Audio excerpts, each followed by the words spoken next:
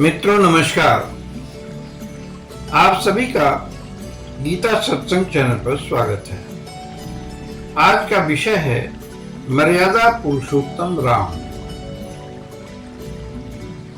वर्णानाम अर्थ संघानाम रसानाम छंदसामपि मंगलानाम च कर्तारो वंदे वाणी विनायको भवानी शंकरो वंदे श्रद्धा विश्वास रूपिणं याभ्यां विना न पश्यन्ते सिद्धा स्वान्तस्थमीश्वरम् वंदे बोधमयं नित्यं गुरुं शंकररूपिणं यमाश्रितो हि भक्रोऽपि चन्द्रः सर्वत्र वन्द्यते सीताराम गुणग्राम पुण्यारण्य विहारिणौ वंदे विशुद्ध विज्ञानौ कवीश्वर कपीश्वरो उद्भव स्थिति संहार कारिणीं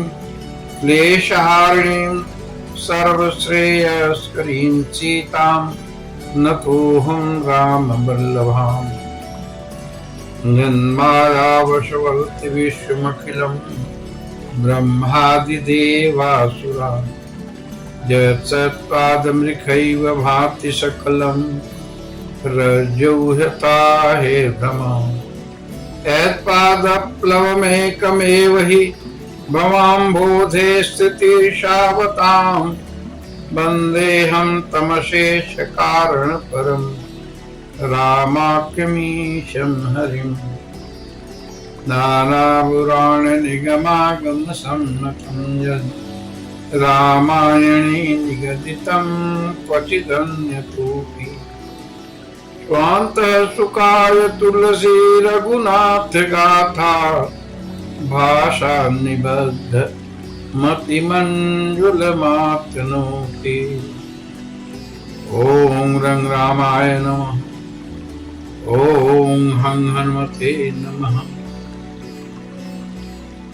मित्रों, अंग्रेजों से पहले इस देश पर आक्रांताओं का बोलबाला रहा। उन्होंने विश्वविद्यालय पुस्तकालय जला डाले। तब ऋषियों ने अपने शिष्यों से कहा कि तुम गुरु दक्षिणा में धन मत दो, बस इस वेद को याद कर लो और वचन दो कि आगे तुम अपने शिष्यों को भी याद कराओगे। जिन्होंने 2 वेद याद किए वे द्विवेदी और जिन्होंने 3 याद किए वे त्रिवेदी कहलाए। ऐसे ही चतुर्वेदी आदि हो गए। मिश्रित अध्ययन वालों को मिश्र और लोगों को ऐसी उपाधियां दी गई। इस प्रकार उपनिषद रचे गए।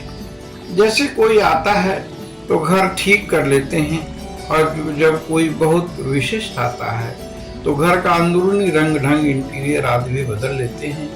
ऐसे ही जहाँ राम चर्चा हो वहाँ आइए हम हृदय को स्वच्छ करने भक्त बन जाएं, विभक्त न हो। मानस तुलसी जी ने स्वांत सुखाय लिखी। हम भी इसे दिखावे के लिए नहीं, स्वविवेक के लिए पढ़ें, सुने, अहेतुकी रूप से सुने। देखिए, फूल खिलता है तो किसी के लिए नहीं, अपनी खुशी के लिए होता है। मानस भी अहेतुकी रूप से सुना जाए तभी आनंद है। शिव जी माँ उमा जी से कह रहे हैं, हे उमा, राम कथा संजीवनी है, वह भवरोग की औषधि है। जो इसे प्रेम से गाते हैं उनको मैं सब कुछ दे देता हूँ, मैं प्रसन्न हो जाता हूँ। राम कथा गिरिजा मैं वर्णी, कलिमल समन मनोमल हर, संस्कृति रोग सजीवन मूली, राम कथा गावहि श्रुति सुनि। अर्थात शिव जी कहते हैं, हे गिरिजा, मैंने राम कथा का पूरा वर्णन कर दिया। ये कथा संशय रूपी विहंग को उड़ाने वाली है, कलि के दोष को दूर करने में सहायक है, बार बार जन्म मरण के चक्र से छुड़ाने वाली है। सबसे बड़ी बात श्री राम चरणों में भक्ति देने वाली यह कथा है। यह कथा संदेह को दूर करने वाली, सज्जनों के मन को भाने वाली, जो राम जी की उपासना करने वाले हैं, उन्हें इससे प्रिय कोई ग्रंथ नहीं।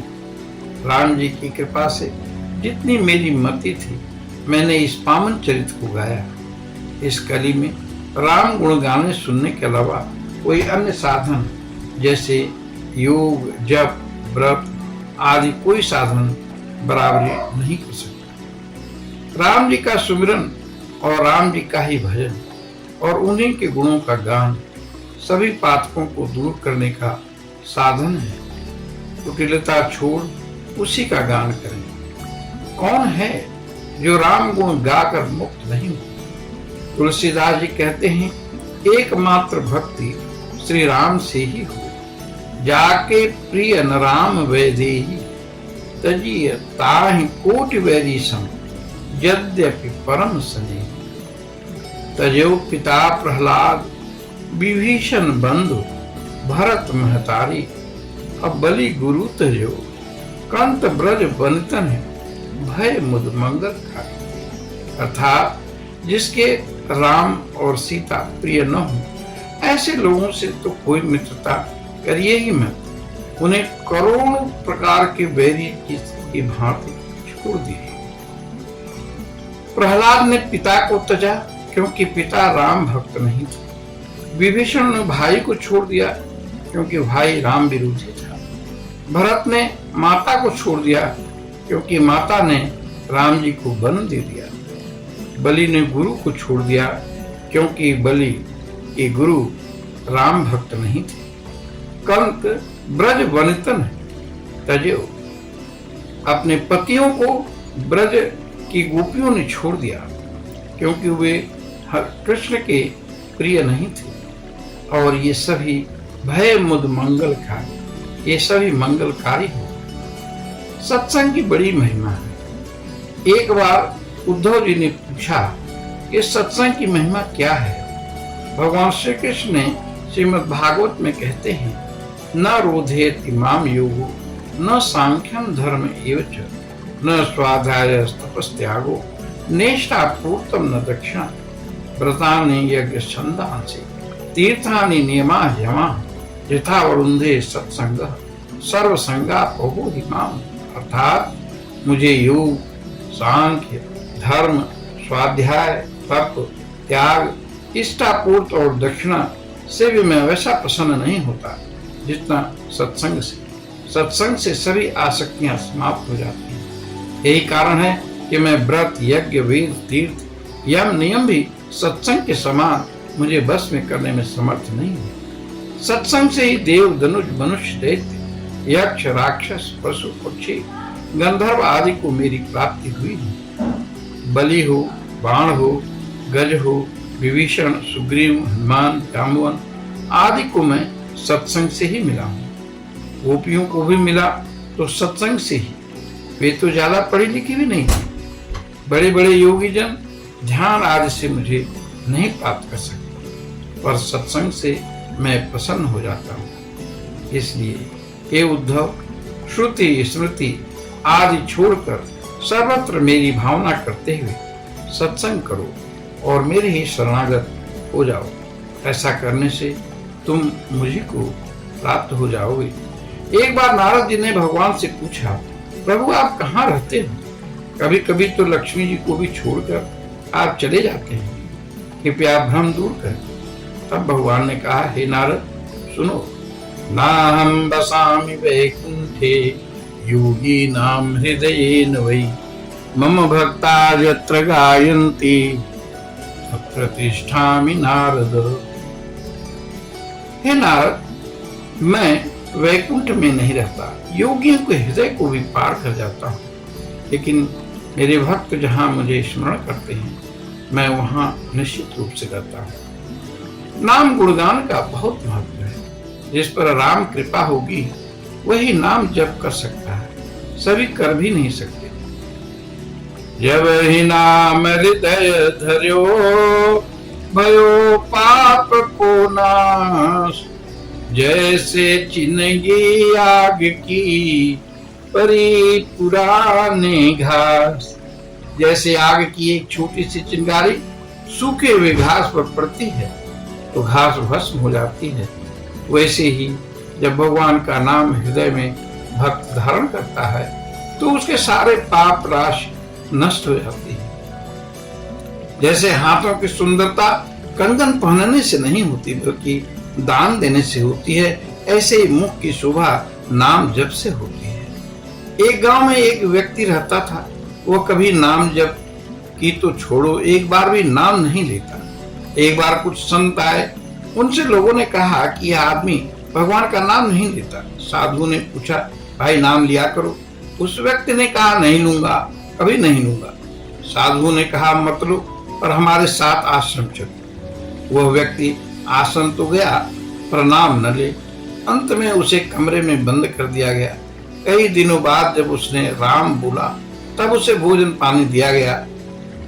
एक दिन वह समय आया जब वो उसकी मृत्यु हो गई। यमराज उसे ले गए और बोले कि तुमने एक बार भगवान का नाम लिया है, इसलिए कुछ क्षण का स्वर्ग मिलेगा, फिर तो नरक ही नरक भुगतना है। उस व्यक्ति ने कहा, ठीक है, मैं थोड़ी देर के लिए स्वर्ग चला जाऊंगा, पर एक बात आप बताइए कि नाम जप का फल क्या है। अब यमराज तो इसका उत्तर नहीं दे पाए। उन्होंने कहा कि शिव जी राम राम जपा करते हैं, चलते हैं शिव जी से पूछते हैं। उसको लेकर यमराज शिव जी के पास गए। शिव जी ने कहा, नाम तो जप करता हूँ, लेकिन नाम का क्या फल है इसे तो मैं नहीं जानता। इसके लिए चलिए नारद जी के पास चलते हैं, वे सदा नारायण नारायण जपते रहते हैं, अवश्य बताएंगे। पर नारद जी ने भी असमर्थता जाहिर की। तब वे लोग ब्रह्मा जी के पास गए। ब्रह्मा जी भी कहे कि भाई मैं भी नाम के फल को नहीं जानता। तो सब लोग नारायण के पास वैकुंठ में गए। जब वो नारायण के पास गए और उन्होंने कहा, यह व्यक्ति मर्तलोक से आया है और कहता है स्वर्ग तभी जाऊंगा जब नाम जप का फल क्या है, आप बता दे, उसकी महिमा क्या है। भगवान ने कहा, यही महिमा क्या कम है कि तुम एक बार नाम लिए और वैकुंठ में आ गए, और जो वैकुंठ में आ जाता है वो वापस नहीं जाता। तो तुम ही अब इस वैकुंठ के वासी हो गए। जद गत्वा न निवर्तन्ते तद धाम परमम मम। मेरा यह परम धाम ऐसा है, यहाँ जो आ जाता है वापस नहीं जाता। अभी भी तुम्हें संदेह है कि नाम जप का क्या फल है। नाम जप के फल से तो तुम वैकुंठ में आ गए। देखिए, पत्थर पर यदि बहुत पानी एकदम से डाला जाए तो पत्थर केवल भीगेगा, फिर पानी बह जाएगा, पत्थर सूख जाएगा। किंतु वही पानी यदि बूंद बूंद पत्थर पर एक ही जगह पर गिरता रहेगा तो पत्थर में छेद हो जाएगा। कुछ दिनों बाद पत्थर टूट भी जाएगा। इसी प्रकार निश्चित स्थान पर नाम स्मरण की साधना की जाए तो उसका परिणाम बहुत अधिक होता है। देखिए, चक्के के दो पाटे होते हैं, उनमें यदि एक स्थिर रहकर दूसरा घूमता रहे तो अनाज भी पिस जाता है और आटा बाहर आ जाता है। यदि दोनों पाटे एक साथ घूमने लगेंगे तो अनाज नहीं पिसेगा और परिश्रम व्यर्थ होगा। इसी प्रकार मनुष्य में भी दो पाटे हैं, एक मन और दूसरा शरीर। उसमें मन स्थिर पाटा है और शरीर घूमने वाला पाटा है। अपने मन को भगवान के प्रति स्थिर किया जाए और शरीर से गृहस्थी के लिए कार्य किए जाए। इस प्रकार सत्संग से वैराग्य, वैराग्य से विवेक और विवेक से स्थिर तत्व ज्ञान और तत्व ज्ञान से मोक्ष की प्राप्ति होती है। संसार में जब जब विपरीत स्थितियां आती हैं तब तब महान शक्तियां अवतरित होती हैं। त्रेतायुग का वह कालखंड दुष्टों के कारण त्राहि त्राहि कर रहा था। विप्र, धन, सुर और साधारण जन दुष्टों के मार से तंग हो गए। व्याकुल होकर वे ब्रह्मा जी की शरण में आए। ब्रह्मा ने हृदयस्थ हरि से संपर्क किया और बोले, आप लोग दुखी न हो, जल्दी ही श्री राम जी राजा दशरथ के घर जन्म लेंगे। उनका तो प्रण है कि जदा जदा हि धर्मस्य ग्लानिर्भवति भारत अभ्युत्थानम अधर्मस्य तदात्मानं सृजाम्यहम्। जब जब होई धर्म कई हानि, बाढ़ई असुर अधम अभिमानी। तब तब धरि प्रभु विविध शरीरा, हरहि दया निधि सज्जन पीरा। गीता कहती है, परित्राणाय साधूनां विनाशाय च दुष्कृतां, धर्म संस्थापनार्थाय संभवामि युगे युगे। मत्स्य कूर्म सूकर वामन नरसिंह परशुराम राम कृष्ण बुद्ध कल्कि, ये हैं दशावतार। और वह समय भी आ गया जब विप्रधेनु सुर संत हित, लीन मनुजय अवतार। सारे रनिवास में खुशी फैल गई। जब राजा दशरथ ने सुना कि पुत्र रत्नों की प्राप्ति हुई है, तो उनको ब्रह्मानंद की अनुभूति। इतना आनंद अवध में हुआ, इच्छा माह बीत गए, सूर्य वहीं रुख से गए तो रात हुई कैसे। सारे देवता अयोध्या में आकर बस गए। राम जी का नामकरण हुआ, जिनके नामों का अंत ही नहीं, उनका नामकरण भी एक लीला ही है। राम अर्थात रमते इति राम, जो सबके हृदय में हो वह राम। लक्ष्मण सर्व लक्षण युक्त वो वह लक्ष्मण है। भरत भरण पोषण जो करई वो भरत है। जो शत्रु हनश्यति यह शत्रुघ्न, जो शत्रुओं का विनाश कर दे वह शत्रुघ्न। राम जी भाइयों के साथ कुछ बड़े हुए। 5 साल का होने पर उनका यज्ञोपवीत संस्कार कर गुरु के घर पढ़ने के लिए भेज दिया गया। अल्पकाल विद्या सब आई, जिसकी श्वास में 4 वेद हों, वे पढ़ने गए, एक लीला ही है। आश्रम में हर प्रकार की शिक्षा दी गई। शस्त्र और शास्त्र के साथ वनौषधि का ज्ञान, कुटीर का निर्माण, भूख प्यास न लगे फिर भी शरीर हृष्ट-पुष्ट बना रहे। नाना प्रकार के युद्ध नीति, कूटनीति, अर्थशास्त्र, गणित विज्ञान भी पढ़ाया गया। आश्रम में सभी वर्ग के बच्चे पढ़ते थे, कोई ऊंच नीच की बात ही नहीं थी। पढ़ाई खत्म कर वे घर आ गए। राजकाज में व्यवस्था देखते, उनके प्रबंधन के गुण देख राजा बहुत खुश हुए। यह सब हो ही रहा था कि लंका का दुर्दांत शासक रावण, जो हालांकि पुलस्त कुल का था, शिव और ब्रह्मा जी का भक्त भी था, शास्त्र और शस्त्र में निपुण था, पर श्राप बस बुद्धि दुर्दांत हो गई। अपार शक्ति संपन्न रावण देव दुर्दांत मानव सबको परास्त कर चुका था। कुबेर को परास्त कर उसकी लंका जीत ली, उसके विमान पुष्पक को भी छीन लिया। रावण अब उत्तर भारत के विजय का स्वप्न देख रहा था। उसने आज के पुणे के पास पंचवटी में अपने क्रूरतम सेनापति खर और दूसरों को त्रिशिरा के साथ नियुक्त किया था, जो वहां के ऋषियों को खा जाते, लूट लेते। उनका मुख्य उद्देश्य विष्णु भक्तों का खात्मा था।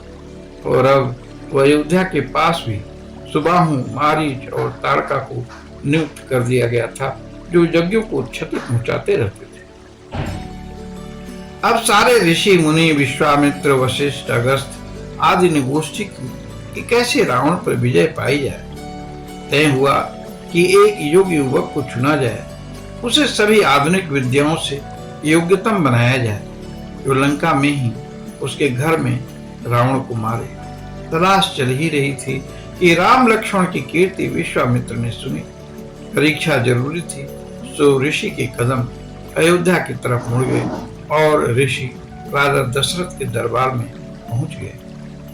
ऋषि आगमन जानकर राजा दशरथ बहुत खुश हुए। आओ भगत की आने का कारण जाना। विश्वामित्र जी ने अपने मंतव्य कहे, राम लक्ष्मण को मांग लिया। कारण बताया, असुर समूह सतावहि मोहि, मैं जाचन आयो निप तुहि।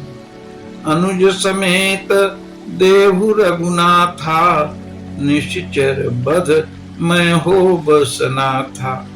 बड़ी मुश्किल से राजा राम लक्ष्मण को देने को तैयार हुए। मार्ग में ही आसानी से ताड़का वध कर श्री राम जी ने सिद्ध कर दिया कि वे योग्यतम हैं।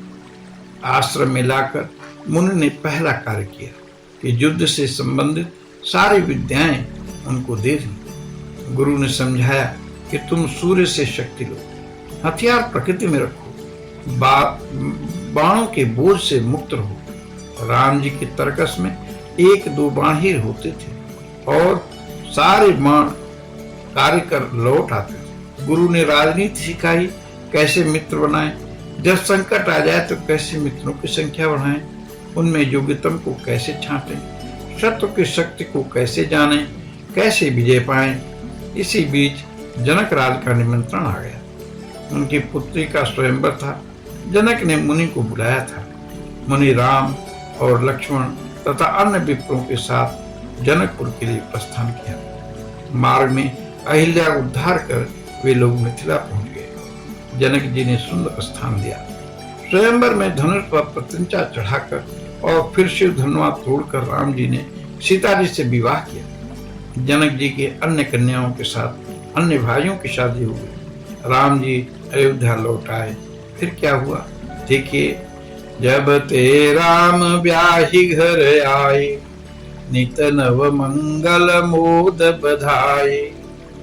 भुवन 4 भूधर भारी, सुकृत मेघ बरसहि सुख भारी। रिधि सिद्धि संपत्ति नदी सुहाई, उमगी अवध अम्बुद कहुआई।